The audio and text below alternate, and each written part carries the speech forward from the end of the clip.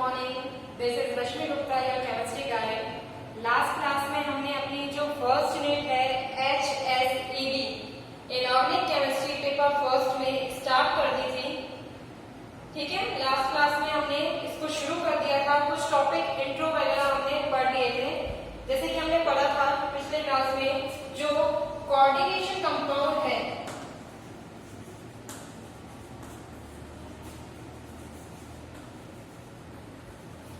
वो कॉम्बिनेशन होते हैं दो चीजों का। एक तो होता है सेंट्रल मेटल आयन और दूसरा था बॉन्डेड लिगेंड। ठीक है, आइलैंड, चैट और डेविस। चैट और डेविस ने प्रेफरेंशियल बॉन्डिंग के बेसिस पे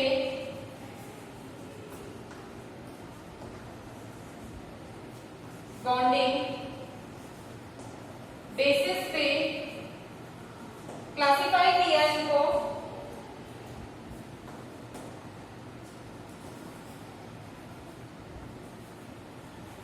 क्लासिफिकेशन कुछ इस तरह से हुआ, जो सेंट्रल मेटल आयन है मेटल, उसे क्लास ए में और क्लास बी में डिवाइड किया था। इसी तरह से जो लिगेंड था उसे भी दो भागों में डिवाइड किया था। कौन से थे? क्लास ए और क्लास बी। ठीक है, इसमें first A, second A, H plus ion आते थे, जबकि ये जो है transition metal, higher transition metal इसमें थे।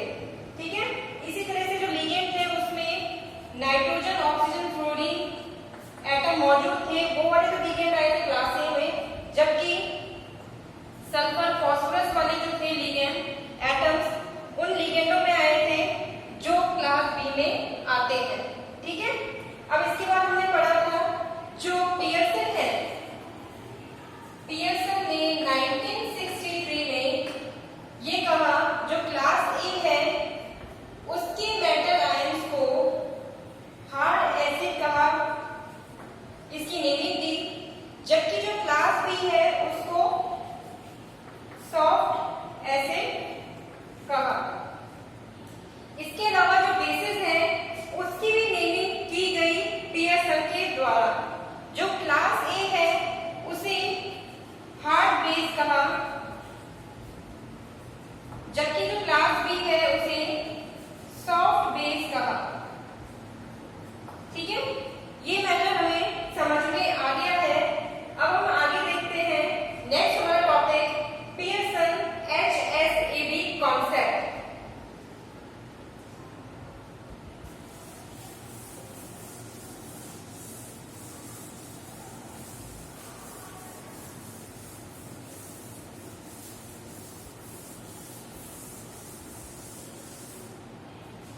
Pearson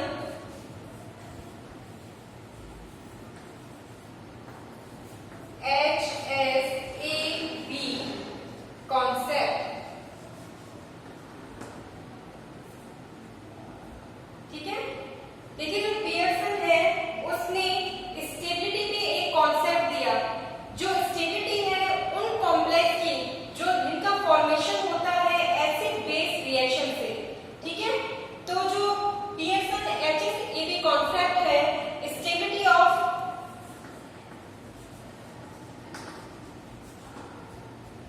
the concept on stability of complex formed by acid base reaction।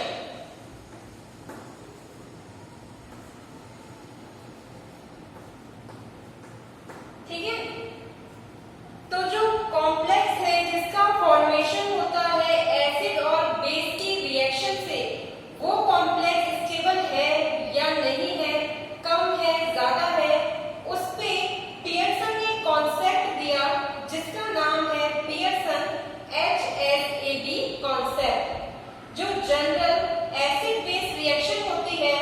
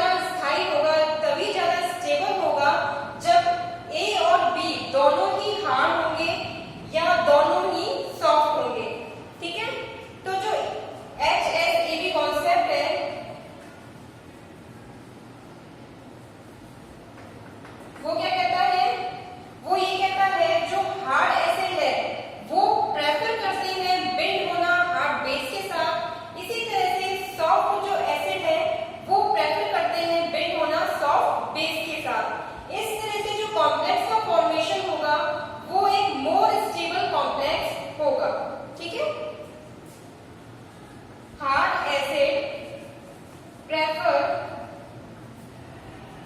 to bind to hard base and soft acid, prefer to bind soft base. The complex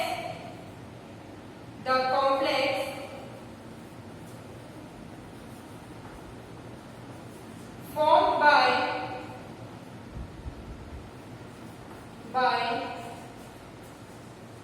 such preferential bonding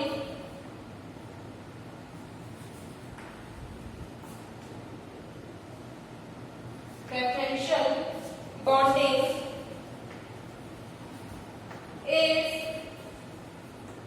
more stable complex.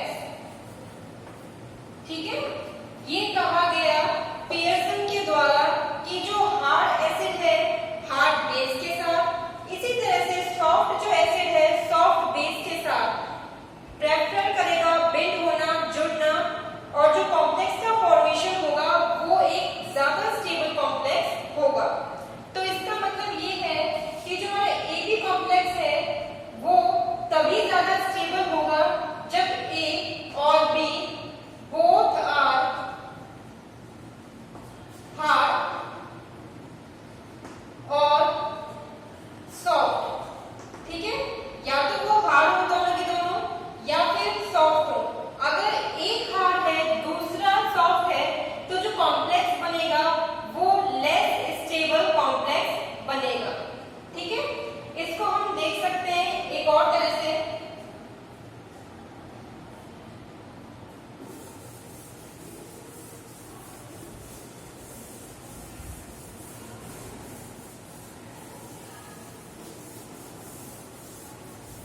देखिए, जो हमने acid base reaction पढ़ी है इसी में हम थोड़ा सा इसको समझने की कोशिश करते हैं कि जो A है वो एक हार्ड एसिड है और B हार्ड बेस है। तो जो कॉम्प्लेक्स बनेगा AB क्या हो जाएगा, मोर स्टेबल कॉम्प्लेक्स। ठीक है, अब नेक्स्ट क्या हो सकता है, अगर A हार्ड एसिड है और जो B है सॉफ्ट बेस है, तो इस वाले केस में जो AB कॉम्प्लेक्स होगा वो लेस स्टेबल होगा।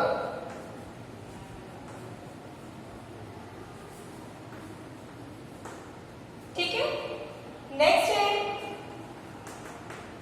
थर्ड, जब A सॉफ्ट एसिड है और B एक हार्ड बेस है। ठीक है, सॉफ्ट और ये हार्ड, अगेन क्या होगा, जो AB कॉम्प्लेक्स है वो लेस स्टेबल होगा।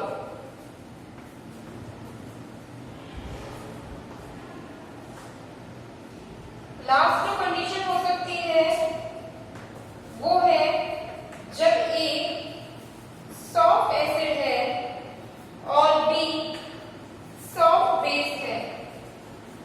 तो यहाँ पे देखिए दोनों सॉफ्ट हैं, तो इसका मतलब जो कॉम्प्लेक्स का फॉर्मेशन हो रहा है AB कॉम्प्लेक्स वो कैसा होगा, more stable complex.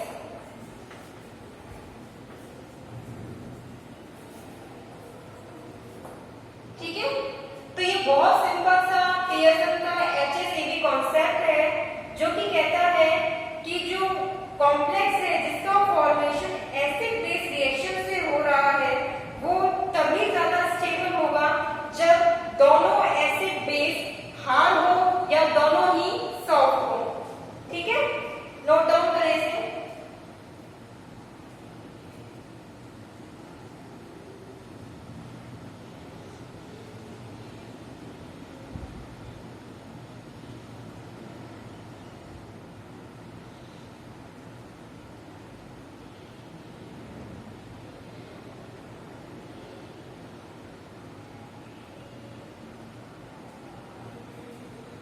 Next topic है हमारा characteristic properties of hard and soft.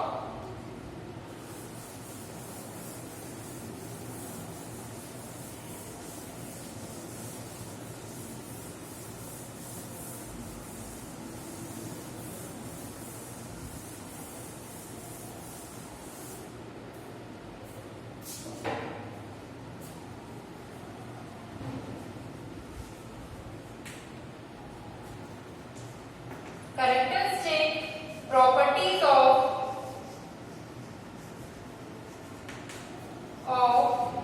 hard and soft।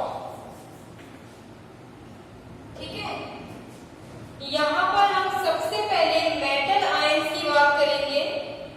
जो मेटल आयंस है, सबसे पहले इसको हम देखते हैं कि इसकी क्या कैरेक्टरिस्टिक प्रॉपर्टी है, as a hard as a soft.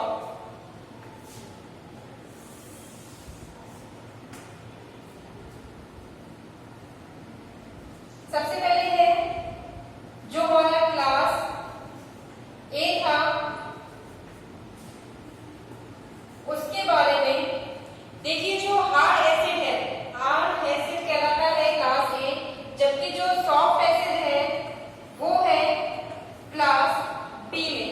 ठीक है, जो हार्ड एसिड होते हैं उसका साइज कम होता है।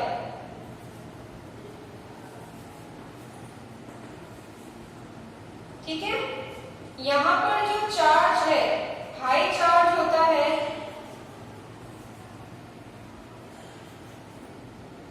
Charge high.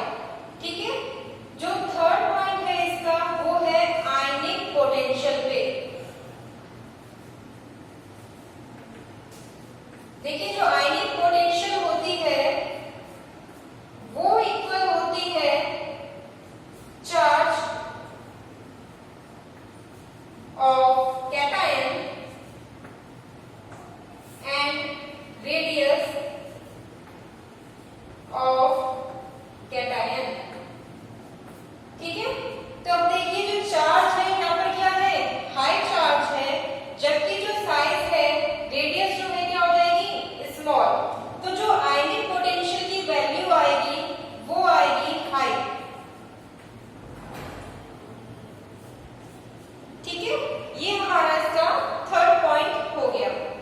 जो फोर्थ पॉइंट है वो है number of D electrons. Small size है तो यहाँ पर less number of outer most D electrons है। ठीक है, नेक्स्ट जो पॉइंट है, फिफ्थ पॉइंट है, वो है पोलराइजेशन पे। देखिए, जो पोलराइजेशन है वो हमने बीएससी फर्स्ट ईयर के आयनिक सॉलिड में पढ़ा हुआ है। पोलराइजेशन होता क्या है, देखिए उसके बारे में थोड़ा सा बताती हूँ। ए और बी, ए यहाँ पर एक कैटायन है, जबकि बी जो है एक एनायन है। ठीक है, कैटायन और ये एनायन। ए जो कैटायन है वो अपने पास मौजूद बी एनायन के इलेक्ट्रॉन को अट्रैक्ट करता है। यहाँ पर जो आयनिक बॉन्डिंग नजर आ रही है, एक तो है पॉजिटिव चार्ज, दूसरा है नेगेटिव चार्ज। इसके इलेक्ट्रॉन को अट्रैक्ट करने के बाद जो बी है, एनायन है, उसका जो स्फीयर है स्फेरिकल नहीं रहेगा, वो डिफॉर्म हो जाएगा। क्यों? क्योंकि इसके जो इलेक्ट्रॉन्स हैं वो ए की तरफ अट्रैक्ट हो चुके हैं। तो जो इनिशियली आयनिक बॉन्डिंग थी, यहाँ पे आयनिक कैरेक्टर थे ए और बी के बीच में, वो धीरे धीरे करके एक कोवलेंट कैरेक्टर में बदल जाएंगे, क्योंकि जो ए है वो बी के इलेक्ट्रॉन को अपनी तरफ आकर्षित करेगा, जिससे कि ये बॉन्डिंग कोवलेंट कैरेक्टर में डेवलप होना शुरू हो जाएगी। तो यहाँ पर मैं एक चीज और बताना चाहूंगी, ए का साइज जितना छोटा है, ठीक है, ए का साइज, ए मतलब कैटायन जो है वो जितना छोटा होगा उतनी ज्यादा उसमें अट्रैक्शन फोर्स होगी अपने पास मौजूद एनायन के इलेक्ट्रॉन को अट्रैक्ट करने में। ठीक है, तो इसका साइज क्या होना चाहिए, छोटा।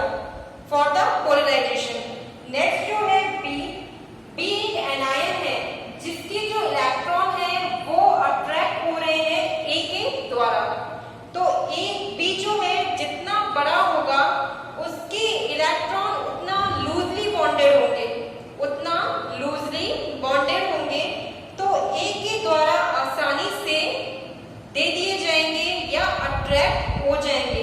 तो यानी जो बी है उसका जो आकार है वो बड़ा होना चाहिए, जबकि जो ए है उसका आकार छोटा होना चाहिए फॉर द पोलराइजेशन, वहां पर इफेक्टिव पोलराइजेशन होगा। तो ये जो पूरा प्रोसेस है जिसमें आयनिक बॉन्ड जो है वो धीरे धीरे करके कोवलेंट बॉन्ड में कन्वर्ट हो रहा है या फिर कुछ कोवलेंट बॉन्ड के करैक्टर आ रहे हैं, वो कहलाता है पोलराइजेशन। यहाँ पर दो टर्म्स और आती हैं, एक तो होती है पोलराइजिंग पावर। पोलराइजिंग पावर है कैटायन की जो अपने पास मौजूद एनायन के इलेक्ट्रॉन्स को अट्रैक्ट करता है। तो पोलराइजिंग पावर किसकी हुई? कैटायन की। नेक्स्ट जो टर्म आती है वो आती है पोलराइजिबिलिटी, जो कि होती है पी एनायन की। पोलराइजिबिलिटी का मतलब है कोई भी एनायन कितनी इजीली अपने इलेक्ट्रॉन्स को दे सकता है। ठीक है, तो बी की है पोलराइजिबिलिटी, ए की है polarising power and the process is polarisation. ठीक है, अब यहाँ पे देखिए अपना टॉपिक क्या है? Hard acid. हार्ड एसिड में क्या है? साइज हमारा छोटा है, कैटायन है, साइज छोटा है, तो यानी ये इजीली क्या कर पाएगा? पोलराइज तो कर पाएगा लेकिन खुद पोलराइज नहीं हो सकता। Not easily polarise. ठीक है, खुद पोलराइज नहीं हो पा रहा। तो इसके एग्जांपल देखिए, जैसे कि मैंने बताया था जो हार्ड एसिड है उसमें जो एग्जांपल आएंगे वो कौन से आएंगे? इसमें एग्जांपल आएंगे Al3+, Si4+। ये ट्रांजिशन मेटल है, lower transition metal of higher oxidation state. इसके अलावा जो फर्स्ट ए ग्रुप के हैं, फर्स्ट ए ग्रुप के एग्जांपल्स में यहाँ पर लिख रही हूँ।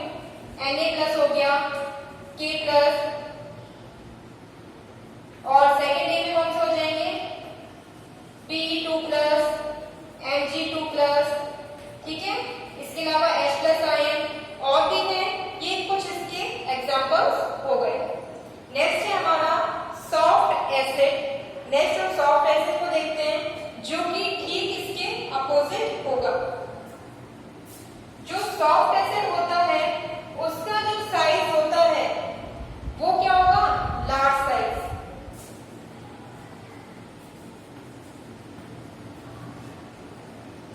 यहां पर जो चार्ज है वो लो हो जाएगा,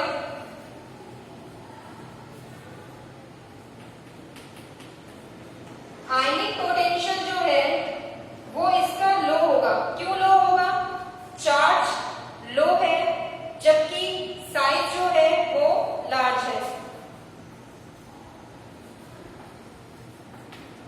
फॉर्मूला क्या होता है इसका?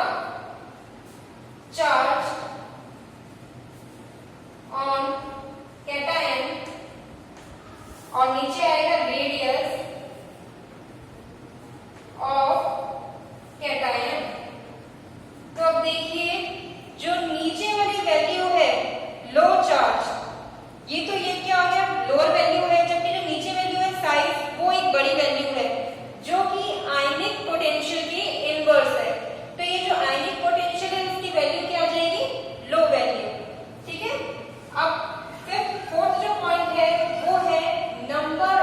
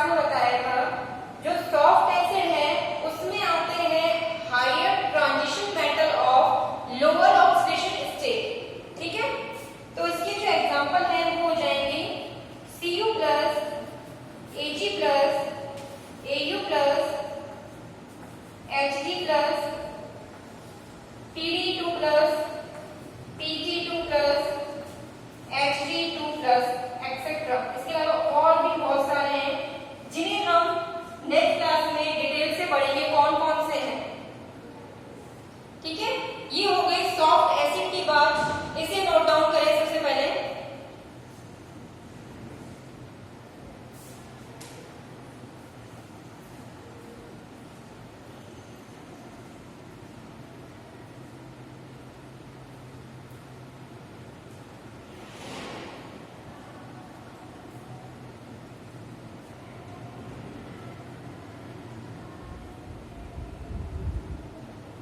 ठीक है, देखिए हमने अभी मेटल आयन की कैरेक्टरिस्टिक प्रॉपर्टीज को समझा कि ये प्रॉपर्टीज इसकी क्यों ऐसी हैं। ठीक है, जैसे आयनिक पोटेंशियल है वो उसकी साइज पे और चार्ज पे डिपेंड कर रही है। इस तरह से हमने अभी मेटल आयंस के बारे में समझ लिया है। नेक्स्ट जो क्लास है उसमें मैं आपको बॉन्डेड लिगेंड की जो कैरेक्टरिस्टिक प्रॉपर्टीज है उसको एक्सप्लेन करूंगी। ठीक है, तो आज का हमारा टॉपिक कौन सा हुआ? एक तो हमने पढ़ा HSAB concept which is given by Pearson, और एक हमने पढ़ा characteristic properties of metal ion. ठीक है, सेंट्रल मेटल आयन की यहाँ बात हो रही है, इसको हमने अभी समझा। ठीक है, ओके, थैंक यू।